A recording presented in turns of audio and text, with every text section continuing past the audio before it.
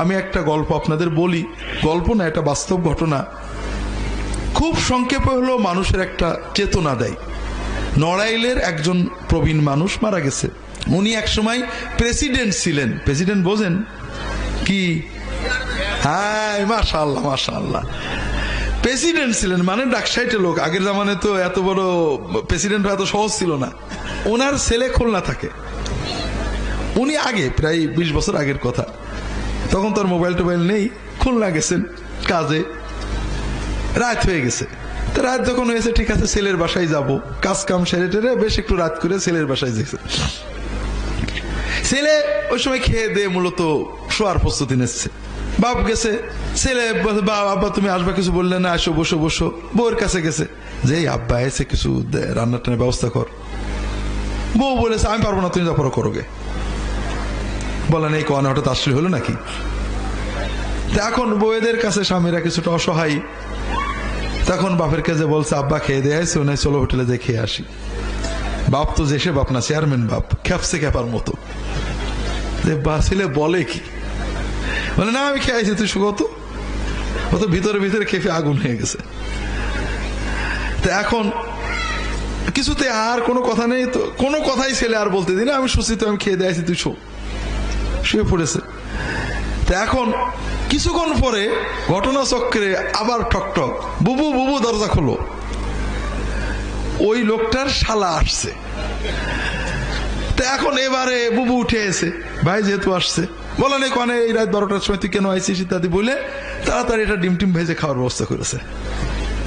তা এখন ছেলে তো বাপের ছেলে, কষ্ট লাগছে।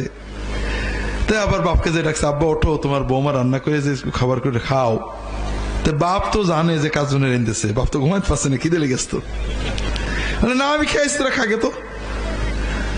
সকালে উঠে বাবা কাপড় চোপড় নিয়ে বেরোচ্ছে। ছেলে বলছে আব্বা কোনে যাও, রাত্রে খাওয়ানো, সকালে একটু খেয়ে যাও, তোমার বৌমা রান্না করছে। তা বাবা বলছে যে বাবা এখন আর খাবো না, আমি এখন যাই, যদি কোনোদিন জীবনে তোর শালা হইতে পারি তখন তোর বাড়ি এসে খাবো। বড় কষ্টের কথা ভাইরা। এটা একটা মানুষের জন্য এর চেয়ে পতন আর হতে পারে না, আর একটা মহিলার জন্য এর চেয়ে বড় দুর্ভাগ্য আর হতে পারে না যে আপনার মা আসলে আপনার স্বামী বাজার করে এনে দেয়, বলে না যাও তুমি যা পারো করোগে, তুলে নিয়ে বাজারে যাও। আর আপনার স্বামীর মা বাবা আসলে আপনি বলবেন তুমি যা পারো করোগে। এর চেয়ে একটা মানুষের অধপতন আর কিছু হতে পারে না। কথাকে বুঝতে পারছেন? কাজেই আমরা পারিবারিক জীবনে পরস্পরের রক্ত সম্পর্কীয় আত্মীয়দের অধিকার আদায়ের জন্য চেষ্টা করব। আল্লাহ তাআলা আমাদের জীবনে বরকত দেবেন। আমরা বাংলাদেশের মানুষ, আমরা ভালো মন্দ চিনি না। কোন স্বামী যদি ভাই বোনের টাকা পয়সা দেয়, কিছু মাঝে সাঝে সুযোগ পেলে একটু দামি হাদিয়াটা দিয়ে দেয়, বউ খুশি হয় না বেজার হয়? মাশাআল্লাহ তাবারাকাল্লাহ, কমন। কারণ বউ ভাবে যে আমার স্বামী কষ্ট করে টাকা পয়সা আয় করেছে, আমার ছেলে সন্তানের ভবিষ্যৎ আছে, এই পরের দিয়ে নষ্ট করবে কে? ঠিক না? রাসূলুল্লাহ সাল্লাল্লাহু আলাইহি ওয়াসাল্লামেরও তো বিবি ছিলেন, যে বিবির টাকা নিয়ে রাসূলুল্লাহ সাল্লাল্লাহু আলাইহি ওয়াসাল্লাম ব্যবসা বাণিজ্য করে বড়লোক হয়েছিলেন। ঠিক না? সেই বিবির টাকা নিয়ে রাসূলুল্লাহ সাল্লাল্লাহু আলাইহি ওয়াসাল্লাম ব্যবসা করতেন, অনেক টাকা কামাই করতেন। টাকা কার দিতেন? আত্মীয় স্বজনে, চাচার দিতেন, চাচা ভাই দিতেন। আর খাদিজা রাগ করতেন, ঠিক না? খুশি হতেন। তিনি বলতেন যে আমার স্বামী ঠিক কাজ করছে, এই কাজ করলেই আমাদের বরকত আসবে। ইন্নাকা লাতাসিলুর রাহিমা ওয়া তাকরিদ দাইফ, সহিহ বুখারীর হাদিস। আল্লাহ রাসূল সাল্লাল্লাহু আলাইহি ওয়াসাল্লাম বলছেন যে তুমি যদি আত্মীয় স্বজনের দাও তাহলেই তো তোমার বরকতটা আসবে।